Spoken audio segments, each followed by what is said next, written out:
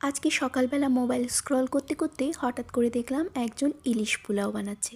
আর সাথে সাথে আমারও খেতে ভীষণ ইচ্ছে করলো, কিন্তু ঘরে তো ইলিশ মাছ ছিল না, ছিল কাতলা মাছ। তাই আমিও তৈরি করে নিলাম আজকে ফাঁকিবাজি কাতলা পোলাও। নামটা কিন্তু অবশ্য আমার হাজব্যান্ডের দেওয়া, কিন্তু কিভাবে এই ফাঁকিবাজি কাতলা পোলাও বানিয়েছি চলো সেটাই তোমাদের সাথে আজকে শেয়ার করি। প্রথমেই কাতলা মাছগুলোকে সুন্দর করে হালকা মতো করে ভেজে নিলাম।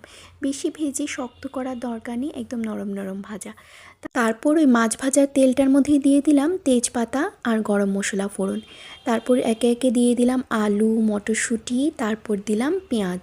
সব কিছু হালকা হালকা ভাজা হয়ে গেলে পরে লবণ হলুদ মিক্স করে এবার দিয়ে দেব ভাত।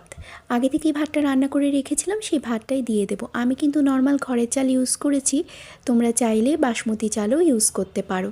তো এই যে এবার ভাতটার সাথে ভালো করে সব কিছু মিক্স করে নেব। মিক্স করে নেওয়ার পর এত সুন্দর একটা গন্ধ বেরিয়েছিল, ভীষণ ভালো লাগছিল। একটু ঘি দিলে ভাল লাগতো, কিন্তু আমি না ঘি আর বাটার এগুলো উপর দিয়ে দেওয়া একদমই পছন্দ করি না।